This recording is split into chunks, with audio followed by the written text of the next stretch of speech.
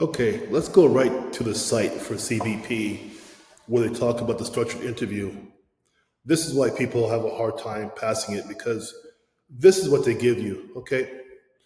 It's going to be administered with live panel members, which makes sense, of course.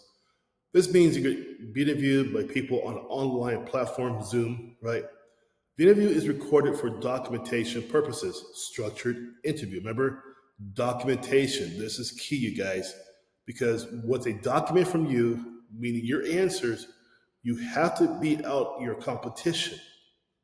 Because every word you say, they are documenting it. You start off with smiling, not knowing what to say, not knowing how to answer the question properly, the right sequence, the right way, the right words.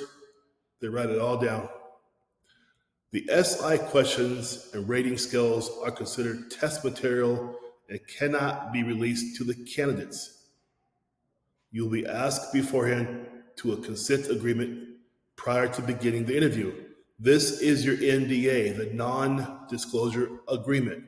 When you go through my training as well, I do the same to you as well. I give to you what they give to you to the best of my ability. You will sign or agree to a non-disclosure agreement.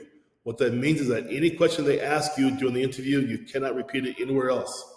Okay? Now, you'll be interviewed by two interviewers who will ask you questions in the form of hypothetical situations designed to measure specific competencies, judgment, decision-making, teamwork, interpersonal skills, emotional maturity, cooperativeness, sensitivity to the needs of others, oral communication that are critical to success as CBP officers and will probe for additional information. Now, you guys, this is what knocks out 60.4% of people going for this interview because this is very nebulous. Hypothetical situations. What does that mean and in what areas are you talking about, right? Judgment and decision making. When, where, how, why? Teamwork. Working with what team? When and how?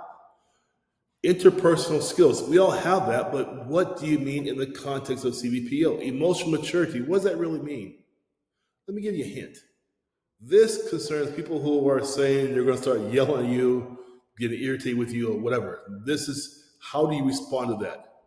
Cooperate with your colleagues, with your supervisor, with people coming through the airport, seaport, carport, right? Being sensitive to the needs of others. And oral communication. This is huge. Oral communication means it's when you guys talk about STAR all the time, right? Situation, task, action, result, right?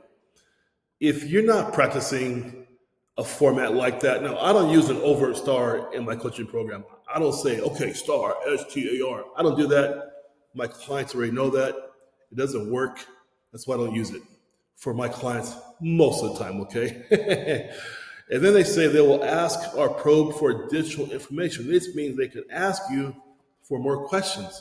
Now, for Border Patrol, they will do that, okay? Now, this is why my clients pass all the time, because I teach them hypothetical situations, how to answer them, how to understand what they're really digging into, what they really want to hear.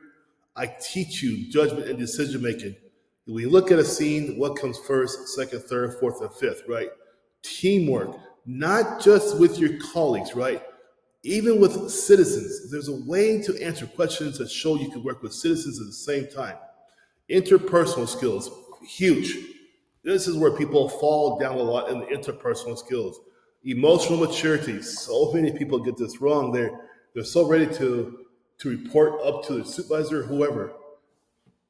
When someone's getting mad at you, whatever, you wear the badge, you have the uniform, you have the authority. Why are you bugging your soup who's got 40 people under him or her already, and you're there, oh, soup, soup, soup? No, people fall down here all the time, you know? This is what gets you, because on the actual website here, as you see here, CBP website, they don't show you much beyond this. And this is why over 32% of people have to go back and do it again. Understand? This makes sense. Okay, you guys. So I want you to see what they're saying on the panel here. Okay, let's keep on going down. What to bring, of course, ID, obviously, attire. Now, you guys, you do not need to have a three-piece suit, okay? But they said there are no absolute dress attire requirements. Don't believe that. If you are use your best judgment. If you're in my coaching class, you will wear a tie and you will wear a long sleeve shirt to your interview. Beyond that, I don't care. But my clients know that's the minimum I ask about when you go up in front of these people to be interviewed by them. On Zoom too, excuse me.